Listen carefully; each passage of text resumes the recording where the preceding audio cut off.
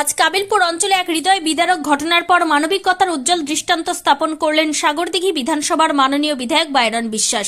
বিগত 4 দিন আগে ক্যান্সারে আক্রান্ত এক ব্যক্তি প্রয়াত হওয়ায় তার পরিবার চরম অসহায় অবস্থায় পড়ে।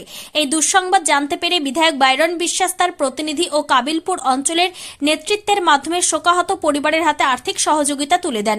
এদিন বিধায়ক সাহেবের পক্ষ থেকে স্পষ্টভাবে জানানো হয়, শুধু আজকের এই সহযোগিতাতেই বিষয়টি শেষ নয়, আগামীতেও এই অসহায় পরিবারটির পাশে মাননীয় বিধায়ক বাইরন বিশ্বাস দৃঢ়ভাবে আছেন। পরিবারটির যে কোনো প্রয়োজনে তিনি ও তার দল সহযোগিতার হাত বাড়িয়ে দেবেন। এই উদ্যোগ কোনো সাময়িক সহানুভূতি নয়, বরং বিশ্বাস পরিবারের দীর্ঘদিনের মানবিক ঐতিহ্যেরই ধারাবাহিকতা। যুগ যুগ ধরে মানুষের পাশে দাঁড়ানোই এই পরিবারের মূল কাজ ও আদর্শ।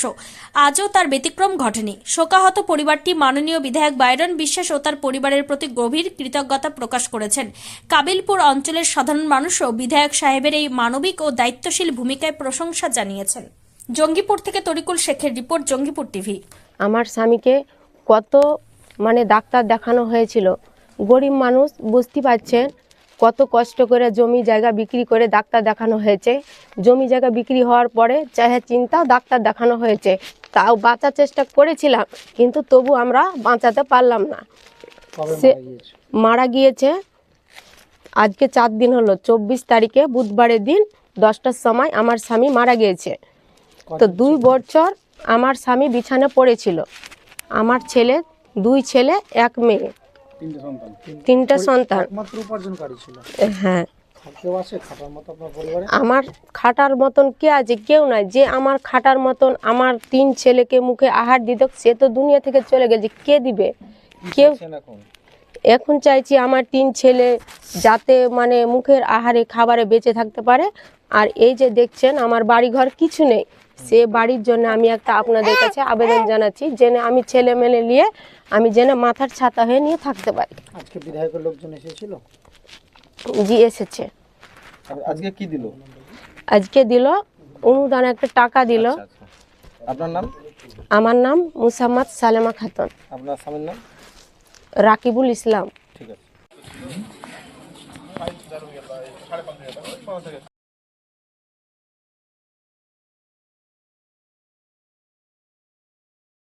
সভাপতি, সহসভাপতি সবাই এখানে আছেন। এটা হলো এটা দেওয়া হলো। এখন বলতে হবে না, বাইরে পড়ে নি। দুটো আগার গালা টোটাল বলো, ওইসব বলো। কোথায় এসেছিলেন? আমরা কাবিলপুর অঞ্চলের তেঘড়িপাড়ার 157 নম্বর বুথ। সেই বুথে রাকিবুল ইসলাম গত 4 দিন আগে ক্যান্সার আক্রান্তে মারা যায়।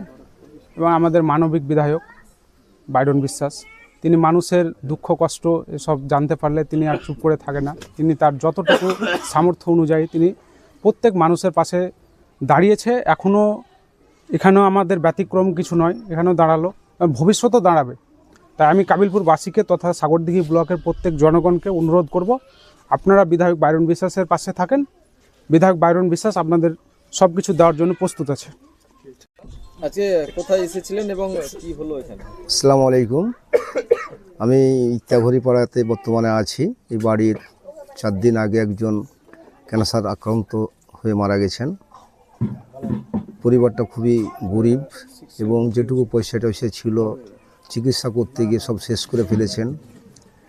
এবং আমাদের এমএলএ বিধায়ক বাইরন বিশ্বাস শোনা মাত্রই তার লোকজনকে পাঠিয়েছেন কিছু আর্থিক সহায়তা করার জন্য। তিনি আমরা একটু আগে সে সহায়তা দান করা হয়েছে। এবং আমি আল্লাহর কাছে এই কামনা করি যে বিধায়ক বাইরন বিশ্বাসের শরীর এবং সুস্থ রাখে এবং সারা জীবন যেন মানুষের পাশে এইভাবে থাকতে পারে। কিভাবে এমএলএ সাহেব জানতে পারলেন এবং আজকে কি কি অনুদান দিল এই পরিবারকে? এমএলএ সাহেবকে আমি জানিয়েছিলাম আমাদের সাংবাদিক রহমতুল্লাহ মারফতে। তো কথাটা উনি শুনেছেন। আপনার এমএলএ সাহেবকে অসংখ্য ধন্যবাদ যে পরিবারের পাশে যে এত তাড়াতাড়ি যে এসে ও হাজির হয়েছে বা টিম পাঠিয়ে দিয়েছে, ওনার জন্য ওনাকে অসংখ্য ধন্যবাদ এই অসহায় গরিব মানুষের পাশে দাঁড়ার জন্য। ওনাকে জানে। বলুন, আপনাদের দাবিটা কি কি? আমার পরিবারের কি কি না দাবি? যে বাচ্চা ছেলে গেলান বা ওনার স্ত্রী যাতে খাবার দাবারে যাতে কোনো রকম অসুবিধা না হয়, বাচ্চাগুলোকে লেখাপড়া করার দায়িত্বটা যাতে এমএলএ সাহেব নেয়। আর বাড়িটা সবথেকে বিষয়বস্তু হচ্ছে বাড়ি নাই, বাড়িটার ব্যবস্থা করতে বলবেন। আপনার নাম? আমার নাম মোহাম্মদ নিজামুদ্দিন। আচ্ছা।